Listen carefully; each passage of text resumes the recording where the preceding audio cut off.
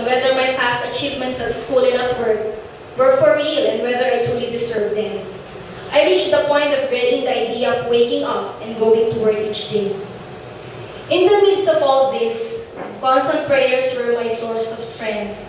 I would share my experiences with our household members with the CFC community, and they would also act as my constant prayer warriors each week. My husband found it doubly difficult because he also had to bear with hearing his wife being insulted every day and not to be able to defend her or do anything to stop it. But he was always at my side and was my #1 prayer warrior, always lifting me up with his constant reminders that still linger in my mind. And the first one goes, "These too will pass." Hindi papayagan ng Diyos yung ganyang kasabang sitwasyon na magpatuloy ng matagal. And the other and more funny one goes, "Maswerte ka nga at hindi ka naging siya. Mas gusto mo ba na ikaw yung nagagalit everyday kaysa ikaw na lang yung pinapagalitan niya?" On a serious note, my husband asked me to try to understand what is causing her to act that way, that maybe she has many problems or someone in her family is ill or whatever. Honestly, at that time, I couldn't appreciate those words of comfort from my husband, since for me, they were like motherhood statements and were easier said than done. What I wanted from him instead, as a sign of support, was to tell me that it would be okay for me to resign and find a better job. But it didn't happen. My daily struggle at work went on for over a year. I just focused on the many blessings which God had been showering upon me and considered this difficulty as an opportunity to help the Lord carry His heavy cross. I got used to the daily mockery and surprisingly, I never hated her. Thanks to God's gift of patience and understanding, I even started praying for her to be given these gifts as well. Since being angry all the time, even with trivial matters, could actually be detrimental to her health. I prayed for her peace and happiness. Our situation changed when the three of us under her individually requested our department manager to be transferred to another department. While it was not a simple and quick process, our department had decided to keep the three of us and was able to have our supervisor transferred to another department, where she is still working by herself, with no direct reports under her. And this turned out to be the most effective setup for her and the company as well.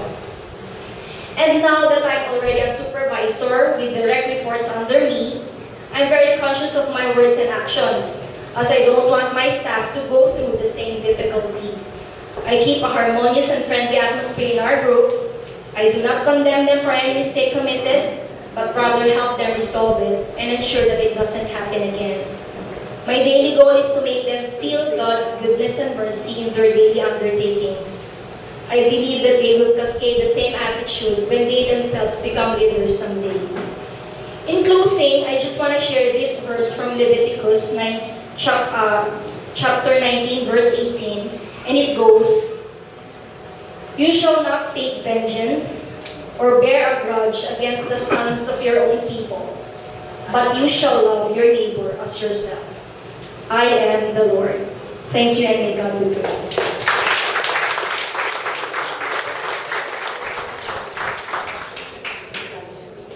Thank you.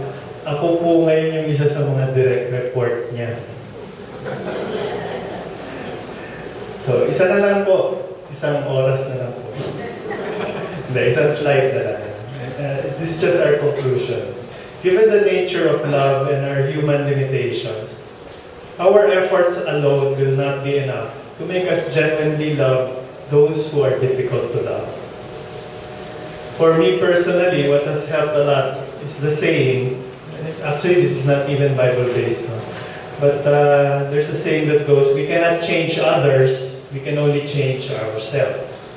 So, I try to practice this as much as possible, because I cannot change the way how other people act.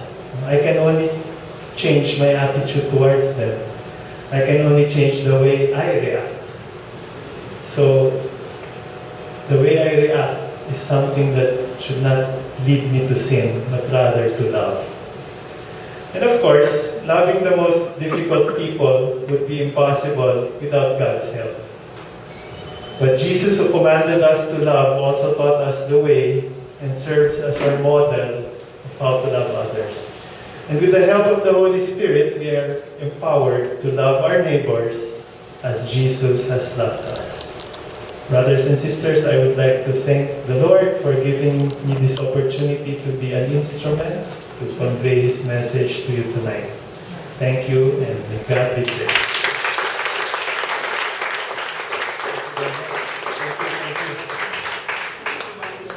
What a wonderful talk and sharing by our brother Mike and our sister Cherie. Let's give them another warm round of applause.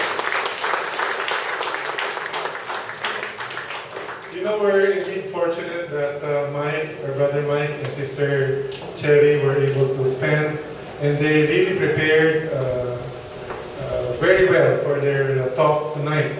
And one thing I wanted to also share is I admire them for really being obedient children to their parents. No? And they're the back, our brother Mon and our sister Flor. And like them, my wife and I were also obedient because my parents also, in a way, coerced us to attend our CLP. In 1990, we were a year married. We attended our CLP in Makati. And then we transferred to this parish or to this community 4 years after our marriage. No? But like them, we had no regrets in terms of attending our CLP, and we were also sleeping, as I shared with you in the previous weeks. No? And so tonight, we will now go to our discussion for talks 5 and 6. But we are going to do some slight change